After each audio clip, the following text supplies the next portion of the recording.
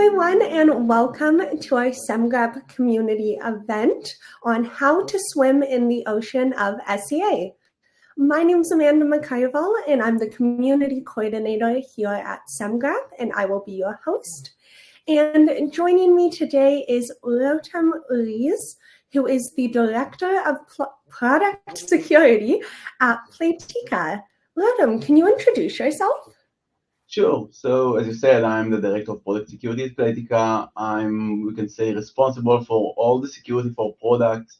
Playtika is a gaming company. We have like a wide portfolio of games, casual, casino games. And eventually my group's mission is to make sure that our players are safe. On my spare time, I'm also a bug hunter, open source contributor. I actually responsible for multiple CVEs, and as we are talking now on SCA, so my CVEs are on open source software like Elasticsearch, Grafana. I also helped securing some well-known companies like Microsoft, Yahoo, Medium, and I personally shifted from software development and DevOps to application security just a few years ago. So that's it about me. Fantastic. So it sounds like you've done a little bit of everything. That's awesome. Yeah. Wonderful. So what is SCA, or software composition analysis, and why do you think it's become so critical in modern software development? Okay, so what is it? So as you said, it's software composition analysis. Eventually, our software is built out of smaller blocks, and those smaller blocks are open source packages, libraries. It could be bigger libraries like frameworks, Spring Boot, and WordPress, stuff like that. And eventually we need something to scan our code base and detect which dependencies we have on our code base. And it could be, by the way, internal dependencies that I'm dependent on other infra libraries that we have internally, but mainly open source libraries. And when we're talking about SCA, we mostly talk about two different types of stuff that we want to scan: security vulnerabilities and licenses on the other end. Why has it become critical? So I guess that open source is much more common nowadays. The numbers are talking about 70% of an enterprise code base, which is comprised out of open source packages. So it's a lot. Like, most of your code isn't actually your code. Definitely. That makes sense. Well, I feel like it would be just so much quicker and easier nowadays for people to take these open source components rather than attempting to build their software completely from scratch, right? Yeah, to reinvent the wheel, you can say. Exactly. Yeah. So you kind of touched on this, but why do we care about SCA, or why would you say that it's important?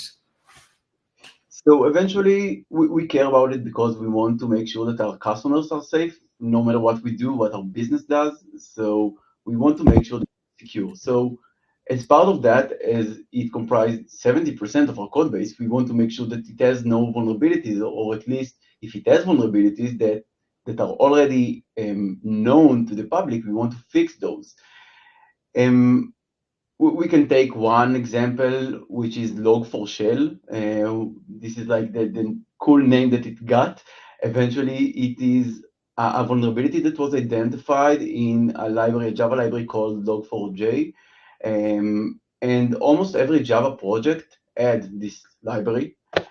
So it was very critical because we are a simple payload. You could just exploit it and gain remote code execution on almost every server that ran this component. Leaving that aside, all the kind of security stuff that we actually want to prevent, we are also obligated to meet some kind of regulations on most companies. It could be SOC 2, PCI, whatever. So the regulations also dictate to us as an organization to meet some criteria, to have like a standard for security patch management, and also, of course, to follow this patch management procedure that we have and fix the vulnerabilities. And let's not forget that, again, on the other side, we also have the legal people that are telling you, okay, we want to make sure that we are using only licenses that we should use. Otherwise, we will get fined. So this is why we care. Absolutely. That makes sense. And yeah, I feel like trying to track all of those license regulations and everything would just be a lot if you're doing that manually. Probably a lot to keep track of. Yeah, and you also need to, by the way, understand the licenses. That's not easy by itself. So you need to understand that if you have a GPL license, you you are allowed to use it, but you need to contribute back whatever you're doing with that versus Apache or MIT. So you also need to understand as a developer, what are you using? So I just want to develop something. I'm a developer. Why do I care about legal aspects?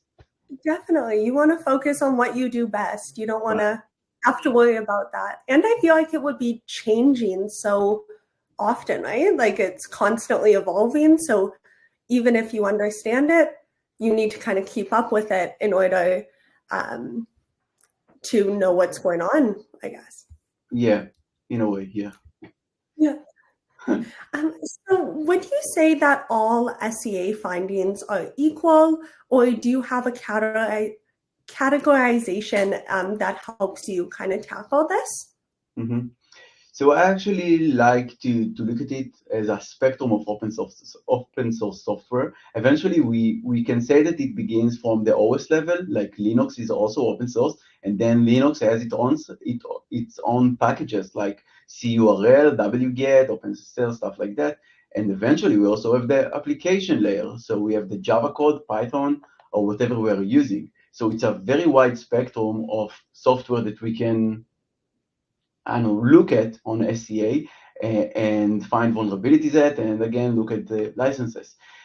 Um, so if we want to divide and conquer a bit and make it a bit easier to address, then let's split it to maybe two parts, the OS packages and kernel, and the application layer. And I prefer today to focus more on the application layer, which is, I won't say more interesting, but maybe more common or more challenging even to address. So this is why I want to address this one.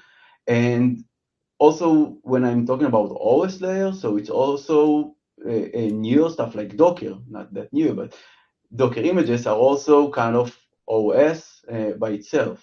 So that's the separation that I like to do. Awesome. Yeah, that makes sense.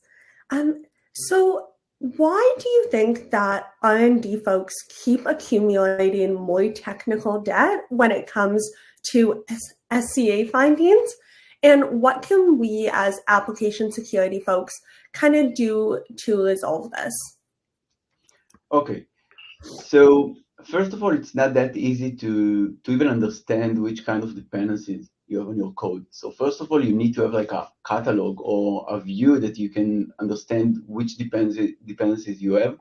And we need to understand that if I'm as a project or as a developer saying that I want a specific package, I'm not only using this package, but I'm using all the packages that this package also inherits. So we have like a very long tree eventually of dependencies that we need to know that we have somewhere there. And it could be a malicious package that was sent to the package registry eventually. And it could be just I don't know, non-malicious by intention vulnerability in one of the libraries, like log4j, and we need to have the view of that. And and people love to say like the word S-bomb, so I will throw it to the air, S-bomb, but eventually we need to have some kind of a catalog. And then once we have it, you are like in an endless pursuit after fixing the vulnerability. So once you fixed one vulnerability, then another or one security researcher found another new vulnerability and another security vulnerability, and you are running after your own tail and trying to fix vulnerabilities, and this is like an endless process. Um, Also, let's say that it's not that easy always to upgrade a specific library. So once I identified a vulnerability and I want to upgrade a library that I'm using on, I also need to do some tests afterwards to make sure that the upgrade of the package didn't cause any regressions to my software. Then I need to rebuild it and deploy it. And what will happen on legacy software if I don't have good CI/CD flows? So this is why it's problematic. Absolutely. Yeah, I feel like developers are just overwhelmed by the amount of findings and in some cases false positives, right? And then sometimes just don't have the time or the resources to remediate all these findings. So it's like an endless cycle of trying to catch up but not being able to catch up, right? Yeah, you will never catch up all the vulnerabilities that you have there. Yeah. Possible Yeah, eventually. impossible. Yes. Wishful thinking, but yeah, I feel like that's why it's so important for us to prioritize those findings, right? And kind of see what truly matters because we're not going to be able to get to all of them. Yeah, so let's talk about maybe prioritization. So eventually we have multiple ways to prioritize the software or the vulnerabilities or the packages that we are using, what we're going to do with those. So we can assume that as developers, we also use a dev dependency. So something that I need to build my software locally, but it never ends up running on production. So why do I even care about this software? I don't care about this library, for example. Also, if I have another code or a library that I added to my code in the past, but now I'm no longer using it. So again, I don't care. So it's kind of an element of, you can say, reachability, which is a very big word nowadays around the SCA topic. Um, and if we are looking at reachability, we can also say that we have more depth inside. We can say that not only the dependency or the library isn't used, but we need maybe to also check if the vulnerable method is actually used. So when you have a dependency, again, like log4j, and you're not using, I don't know, the log method, for example, then it's not exploitable on your environment. And there are many cases where there is a vulnerability that has very strict conditions on where it can actually be exploited.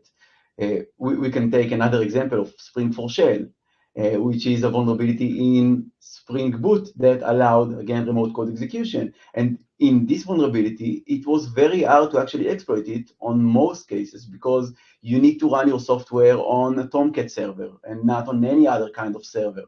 And you also need to have another dependency. So there is like a dependency between dependencies in order to actually exploit this vulnerability. So most of the common SCA tools doesn't tell you out of the box, okay, you are using this vulnerability, the preconditions in order to actually exploit it is 1, 2, 3, and then says if you are actually vulnerable to that or not. So those are like different aspects of reachability and things that could potentially help us to do the prioritization, but I only spoke about the problems till now.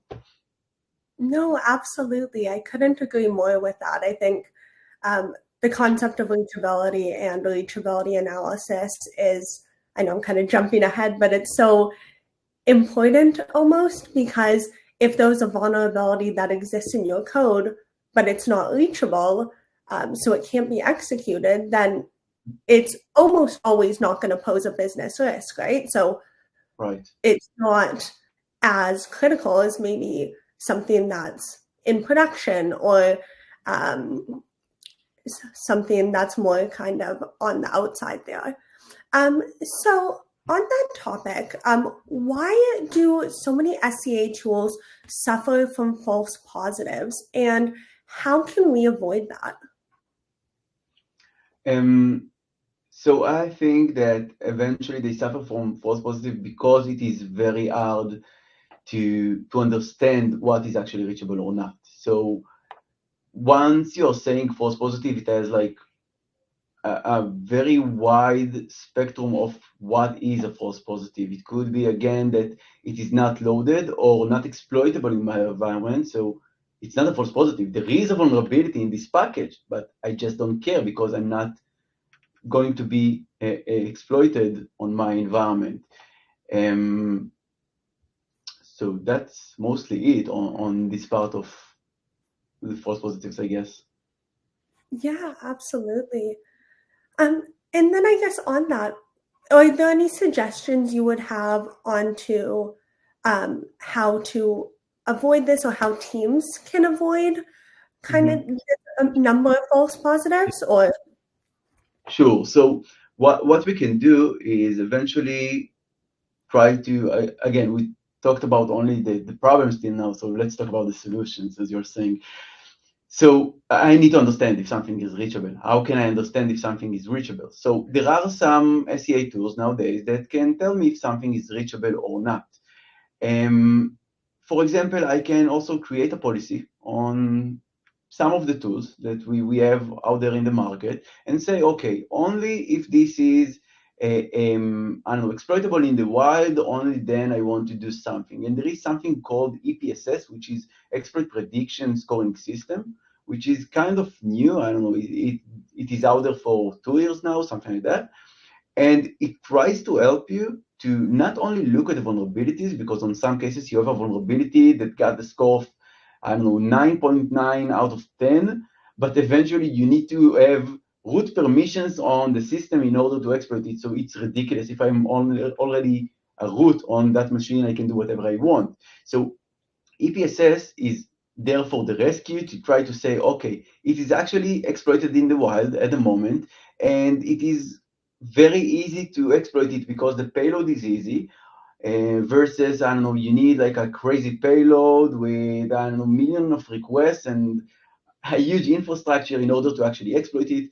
So it tries to give you a score of how critical it is, or what is the probability or accuracy to exploit this vulnerability. So if you combine that together with the CVE score that comes out of the box, high, critical, whatever, then you can say, okay, I only want to handle at the moment or block even pull requests of high and critical severity vulnerabilities with high EPSS score.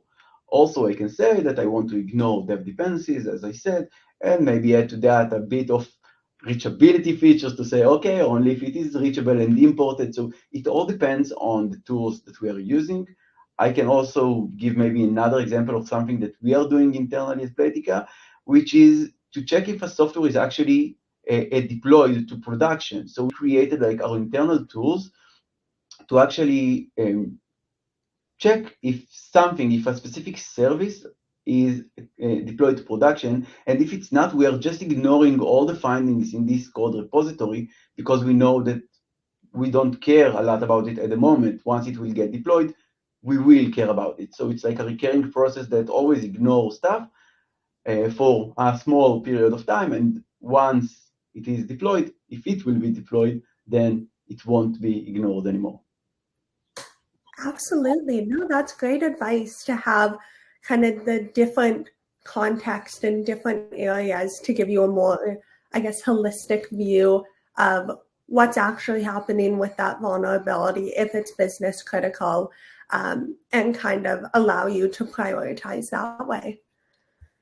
Yeah, So business criticality is also interesting, by the way. Sorry for interrupting, but no, go ahead. there are not all software are created equal, since you asked about dependencies. So you might have, I don't know, payment services versus, I don't know, some segmentation or something that is back office related. It's not the same. The business criticality is different. So you might create different policies for different business criticality. Absolutely. No, that makes sense. And like the data you are storing, like with a bank, you're going to have sensitive customer information. So that's, of course, of a higher priority than if you didn't hold any customer data, or you just had like a YouTube channel or something of that nature. Yeah. Uh, so, how can we get developers to gain more trust in SCA tools with additional context, or so to help them kind of better prioritize? I know we've talked about prioritization, Mhm. but So except for what I said till now around the policies, that we as a security team need to create good policies, which is not that trivial.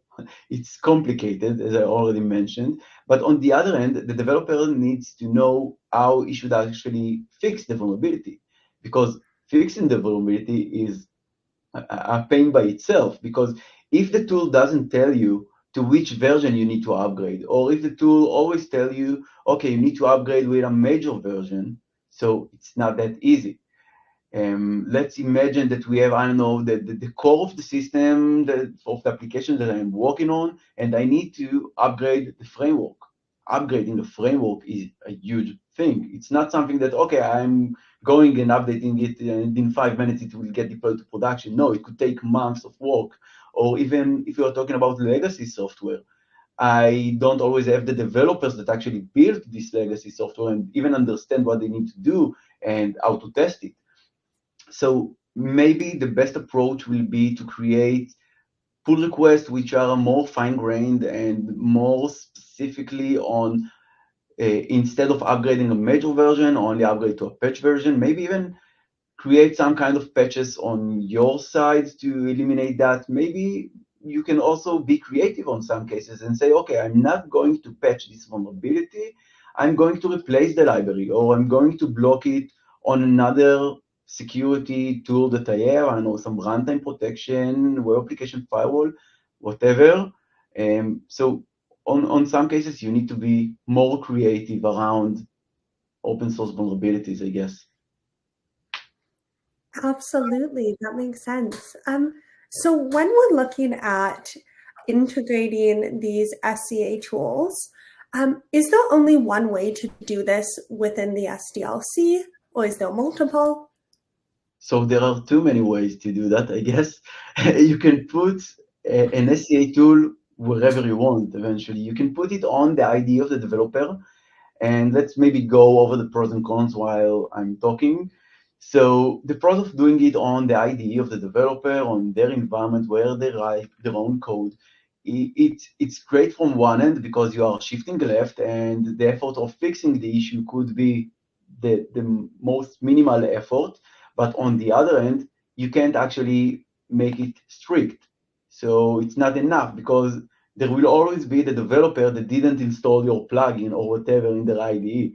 So then it ends up to the next phase of the SDLC, which is the SCM, like GitHub, GitLab, whatever. There, the advantage is that it is very easy to actually integrate it, because most of the tools can just integrate through GitHub app, for example, by a click of a button, and that's it. You're scanning all your code repositories. The downside is that you're still lack of context on most cases. So reachability could work. Other stuff like EPSS calculation could work, but you only have limited visibility over whether this is deployed to production, again, as I said, for example, or whether the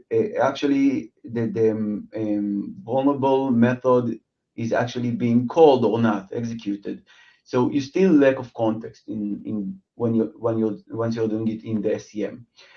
CI is the next option, and in the CI, it's pretty much the same as the SCM.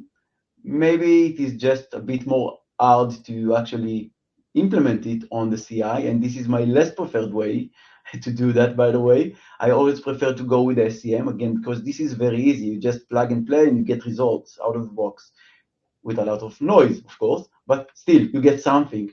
And the CI might have more context, because you might know whether this is actually deployed to production or not, because maybe you have some parameters or metadata on the next phase of the deployment, but it depends on how the CI looks like in your environment. And last, I guess, is the runtime. So the runtime is great from one aspect. You get good visibility, you know which functions were actually executed. Again, assuming all that, assuming that you have the proper tools in place, of course, which is not that trivial as well. But having said that, so you have something runs on production, it can tell you whether the executed function is actually called or not, whether this is running on production or not, which is very valuable. On the other hand, it could be harder to implement, because if you have a problem in this security tool that you've implemented or integrated, then I don't know, the SRE teams will come to you and say, you ruined something on the production. Now in the middle of the night, you need to give us a solution. So you become more responsible over production on one end. On the second end, you need someone else to actually install it. So you need more teams like DevOps, SRE to actually do the integration. So that's like maybe the wide spectrum of where we can actually put all the tools in the SDLC. Fantastic. So could you combine multiple approaches to get more accurate and less noisy results? Yeah, so I guess that maybe the ideal option will be, and it with an aspect, it depends on the budget, of course. Eventually, you can't keep paying for more and more security tools and put them wherever you want because we also need to do other stuff except for SCA. But leaving that aside, we can say that if we have something that scans our code on the SCM level, we can shift left. We can block new vulnerabilities from entering into our code. So we are kind of, I like to call it stop the bleeding. So we stop the bleeding. We no longer get new vulnerabilities. The only downside is now that once a new vulnerability has been identified, we don't know about it. And we might know about it on the next scan on the SCM, but we can't block it anyway on the SCM now, and we have the lack of visibility again. So in order to gain reachability, I would also install something on the runtime. And then if you combine the results from the runtime with what you have from the SCM, you can get the approach of shift left to stop the bleeding while creating, for example, Jira tickets or developer tickets on new vulnerabilities on the most right side on production, on stuff that you actually know that are critical according to EPSS, actually reachable on the method level. So you have much more context and much less Jira tickets that are getting open to the developers, although it is already on production. So to summarize that, I think that you can and you should blend multiple tools, one in the SCM, one in the runtime is my way to go.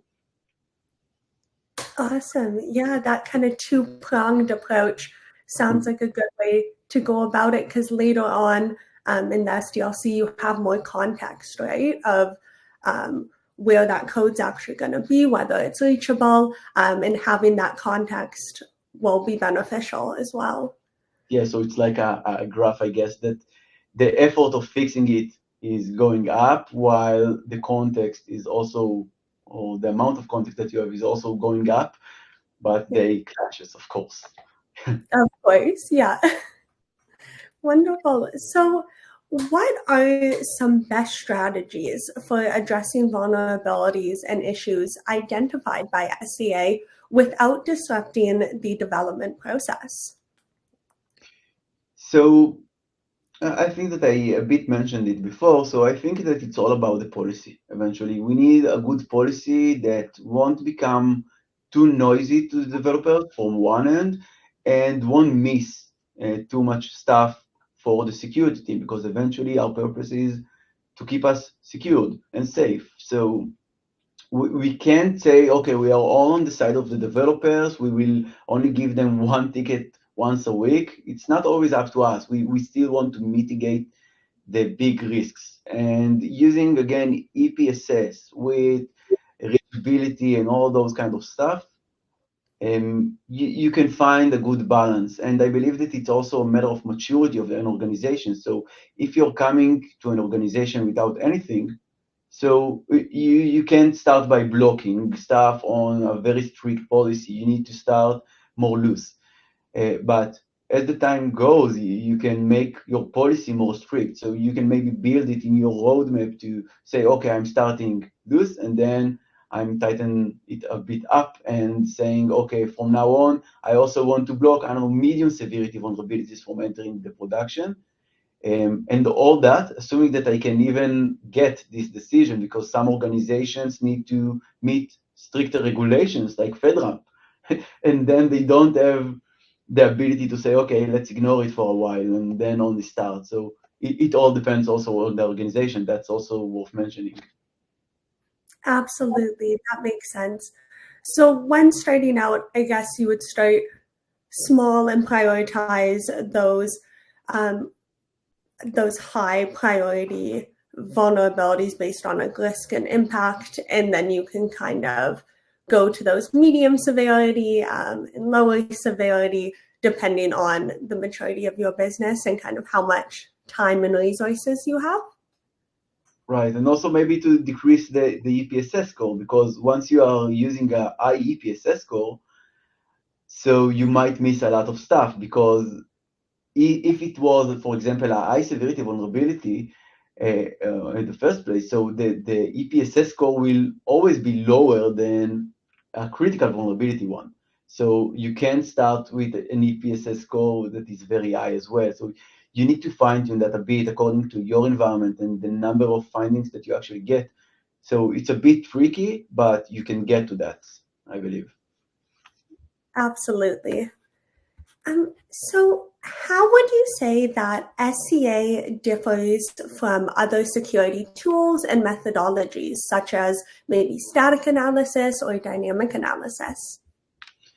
So I think that it is different in a way, because here you're not analyzing your own code, and in a way you found a vulnerability in an open source library, but as a security team, for example, or even as a developer that just joined the team, you don't know what this library even does. So you need to reverse engineer the library, understand what it does, maybe read documentation, understand that if they are using semantic versioning or maybe they don't, and what are your options in order to actually upgrade the package, and what is the actual vulnerability, which is maybe another interesting part. So if we are talking about CVEs nowadays, then in the CVE, we don't have the metadata on the actual vulnerability of how to exploit it.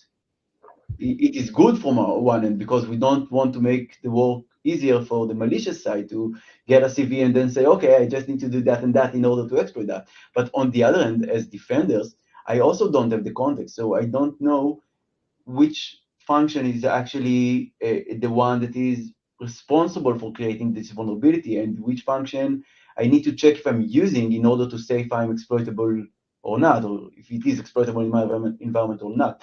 So it is different in that way. I think that other tools like SAST also have a lot of false positives, but in the case of SAST, you might say, okay, I just want to start with all the critical issues and ignore some signatures, and you might be good to go.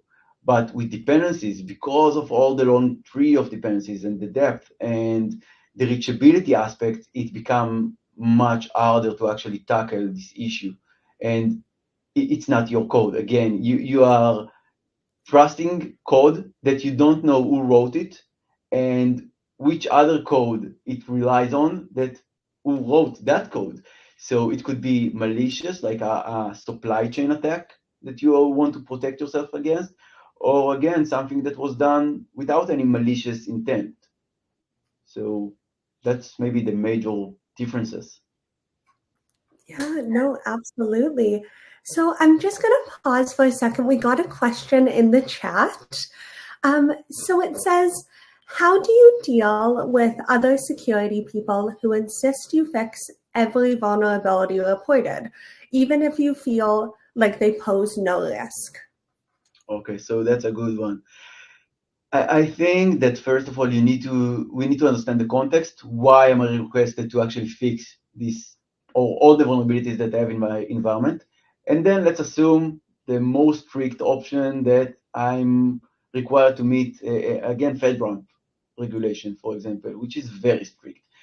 Then what I might be doing is she wrote FedRAMP, yeah. So what I might be doing is to start with the reachability analysis to understand which vulnerabilities are actually exploitable in my environment, to start with that, to start filtering that, and get to a reasonable number of vulnerabilities that I can actually fix. So I think that kind of divide and conquer again. I need to try to reduce the number over and over again until I got to something that I can work with. whether this is deployed on production, whether the code is imported, dev dependency, EPSS, stuff like that. Start with the most critical vulnerability and then move to others. And also something that's worth mentioning maybe in this aspect is about the library. If I know that this is like a specific library that I'm using all over my code repository, so it's not only on one single code repository, so maybe I want to upgrade it once on my code repository, see that it works, that I don't see any regression on my code, and then say, okay, I believe that this code is 99% safe to upgrade across all my code repositories because this version is, again, a patch version, for example. Then it is easier for me to say, okay, I want to tackle a specific vulnerability each time, like Spring4Shell, Log4Shell, stuff like that. So maybe also around a specific vulnerability, like to do an internal campaign, let's close all the Log4j instances and vulnerabilities that we have till the end of the month. Maybe even, by the way, to incentivize developers to actually fix vulnerabilities, like to do a cool event and then say, okay, let's see it together and let's fix the vulnerabilities in all our code repositories. The developer that fixed the most, the highest amount of vulnerabilities will get, I don't know, Amazon gift card or something. And by the way, this is something that we did in the past. So it was very cool. It can also be leveraging the security champions program if you have one in your organization. So you can use your security champions. So that's mostly it. I will stop here. Yeah. Absolutely. No, I love the idea of incentivizing your developers with a gift card or some kind of prize for who can find the most vulnerabilities. I think that's a great way to kind of get your developers excited about security, even though they might not be.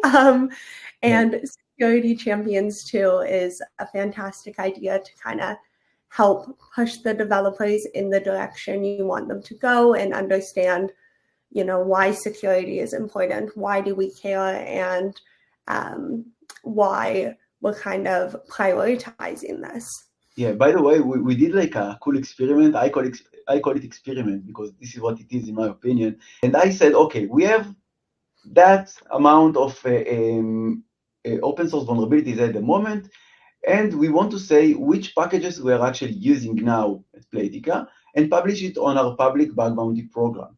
And then we want to go with a campaign and say, if you can exploit a vulnerability in one of the following packages, we want to know about it. And you can guess how many vulnerability reports we got? Try.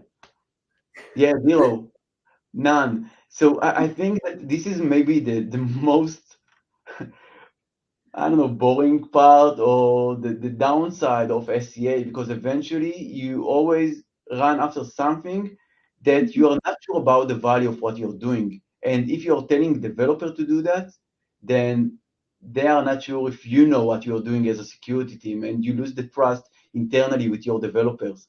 So it is not that easy on a lot of cases to prioritize stuff, but you need to prioritize it well.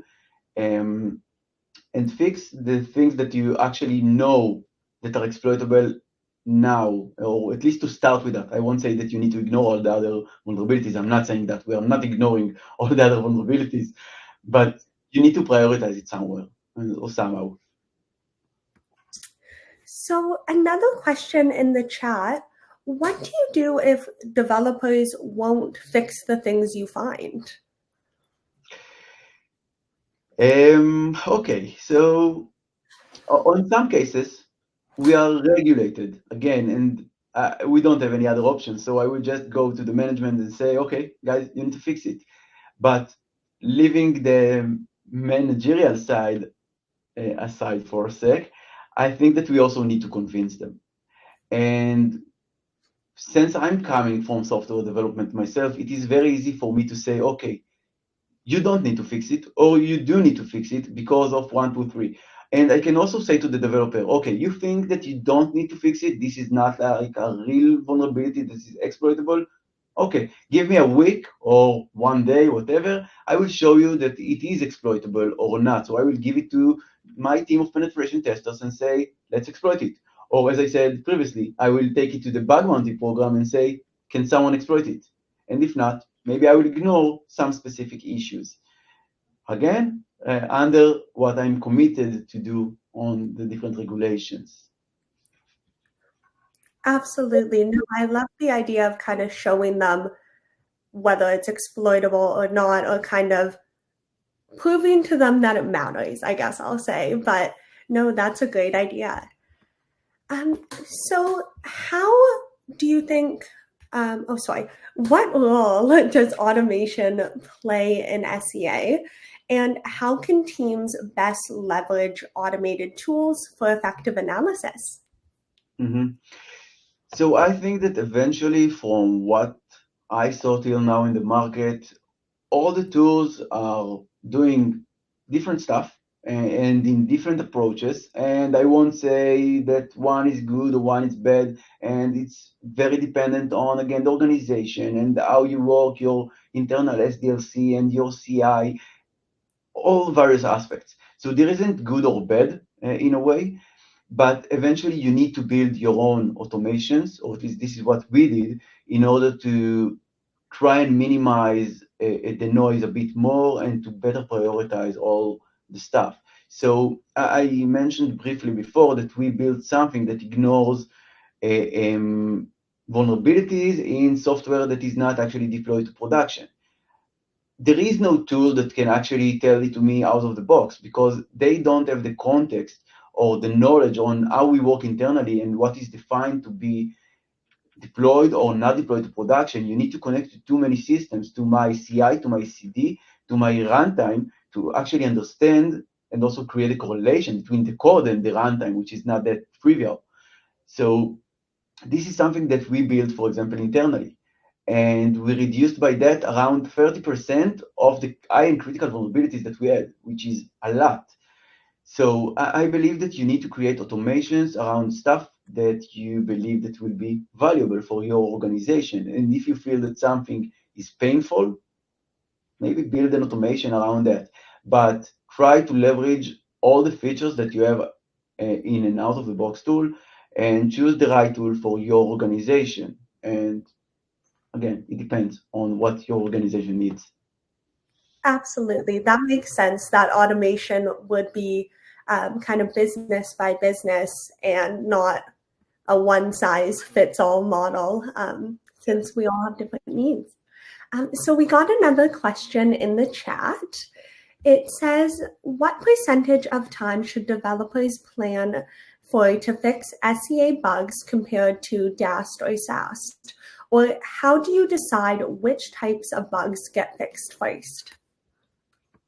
Okay, so I try to tackle the second part of the question first, and hopefully I won't forget the first part, but I have it written here in front of me. So I think that in order to actually prioritize it, you need to again try to create your own calculation. So eventually you can say that if something is critical, but it is not exploitable in your environment, let's just ignore it. We won't even open a Jira ticket on that to the developers. And by the way, it also differs between different organizations, whether the security team is actually maybe even fixing the vulnerabilities or sitting with the developers.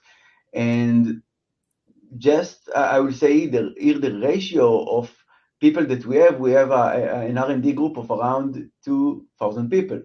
And we are not that much on the product security side. So we need to be very creative on the prioritization aspect. So I believe that we are doing an interesting job. Okay, I won't say good because we did it, but we are doing an interesting job. And we did a lot of innovative stuff here internally, like the deployed aspect. So I usually prioritize it, again, according to what I know that is actually exploitable. If it's not exploitable, it will get a lower grade. If it's not deployed, it will get ignored. If it is, I don't know, a critical severity vulnerability, but I'm not sure whether it is exploitable or not, I don't have enough indications, I will maybe lower it to high severity or just treat it as a high severity on the priority aspect of the team. we also try not to overwhelm the teams with a huge amount of tickets. So we won't open every day, I don't know, all the tickets that we have. So we will try to open 5 tickets, for example, at a time or something like that. So we are trying to create it on bulks and then say, okay, on your next sprint, you need to take only 5 issues. That's it. And if you have a bigger team, let's take 10 or whatever. We will always open a reasonable amount of vulnerabilities to handle that we know that will be handled in the next sprint. The downside of not doing that is that you end up creating tens of thousands or hundreds of tickets, whatever, of vulnerabilities, then that once the developer will get to it in, I don't know, 2 months or half a year, it will no longer be relevant. They will have much more vulnerabilities by then on the same library. So you shouldn't do that. You need to always open a reasonable amount of tickets. Once it gets fixed, if it gets fixed before time, let's open 5 more. And you asked about automation. This is also an interesting part of stuff that we are automating here. Once all the tickets has been resolved, we will open 5 more tickets. So did I miss the first part of the question eventually or not? What percentage of time? Yeah, I kind of answered it. When compared to SaaS, I don't know. I think that we usually try to prioritize all vulnerabilities in the same way. We are using the CVSS score, the standard, according to some improvements that we're doing internally to the calculation, according to the business criticality, as we said at the beginning, and the impact of what it can cause to our business eventually. So if I have another finding that I was received on via dust tool or bug bounty or penetration test, I don't care. I care only about the severity itself. So it's pretty easy for me to prioritize it. Fantastic. I really like what you said about kind of only opening 5 tickets or 10 tickets, but a digestible amount rather than having hundreds or thousands and overwhelming the developers, and they're just not going to be able to get to all of those, right? Or by the time they do, like you said, there's going to be all of these new vulnerabilities that come that maybe take higher priority. So that's a very good suggestion to kind of break it up into smaller chunks. Yeah, when you see the end, it's always easier. Also in sport, by the way, when you see the end of, I don't know, your running, so you know that you are close to the end, you can understand, okay, I can do that. So it's the same, I guess. Definitely. Yeah, it makes it more manageable for sure. So another question in the chat, if you're starting a new program and buying your first tool, which one or which ones are first and why, or how would you choose?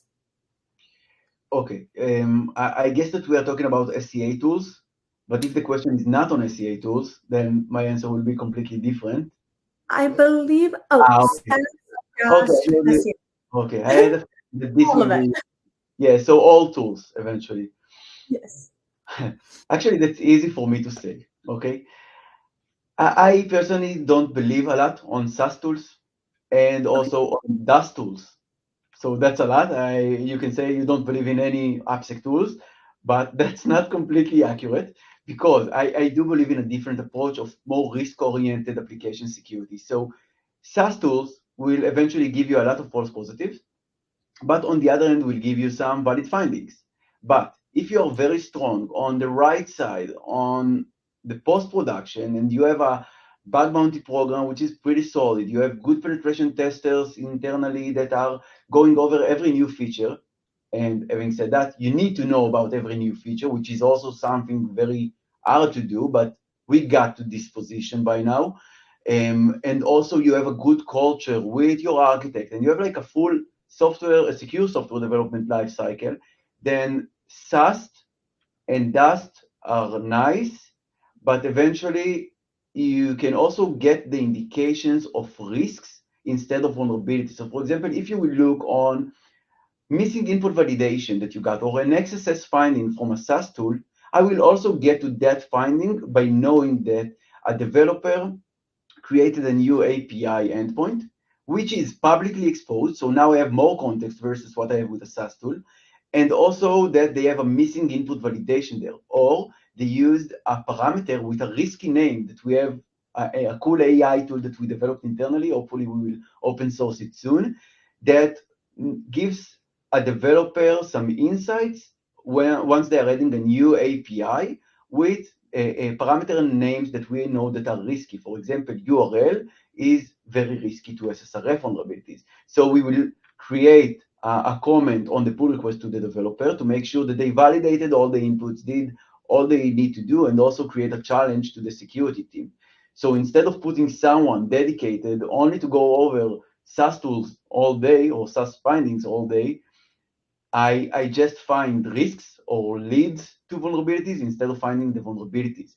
On the other end, Dust, I said that I don't believe it, but I do believe it in a way. Okay, so I kind of lied, but just a bit, because it depends what you define as Dust. So there are some out-of-the-box tools that are very hard to use on specific environments. For example, on microservices environments, this is very hard because you don't have the full flow. You need to learn the flow of all the requests.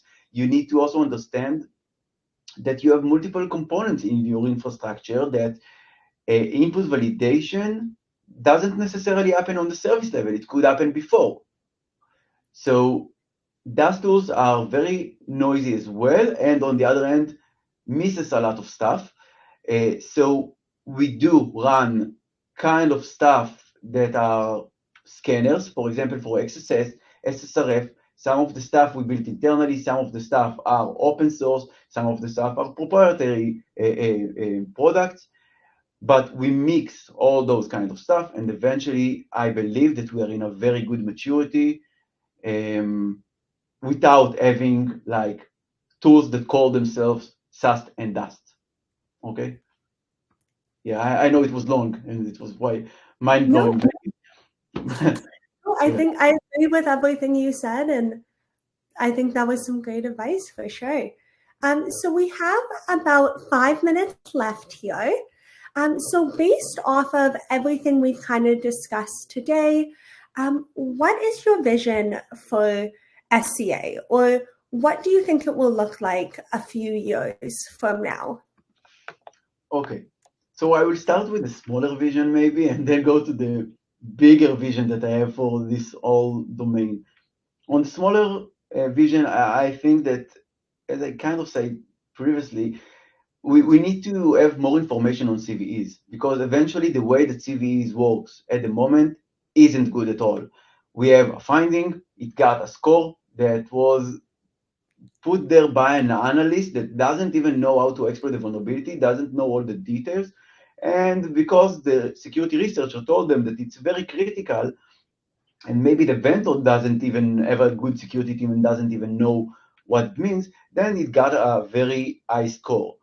That's problematic. We need to somehow blend EPSS into this process as well in a maybe better way to create better correlation or better standard on the CVE.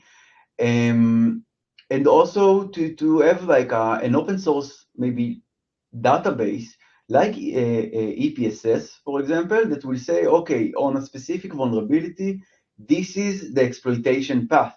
And if you want to check if you are actually vulnerable, this is what you need to check, that if you are using the method called load, for example, or whatever, or you're not using it, then it will be much easier for the defenders to actually know how to prioritize stuff.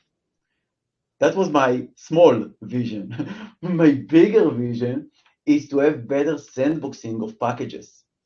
I know that there was, I read a research about it like a few months ago, and it was done like 2 years ago, or something like that, on NPM packages, that someone tried to sandbox packages of NPM, and instead of, for example, use a package that is responsible for performing, I don't know, a HTTP request, instead of giving it full permissions to your file system, you run it in a smaller sandbox, and then it only has access to what it needs.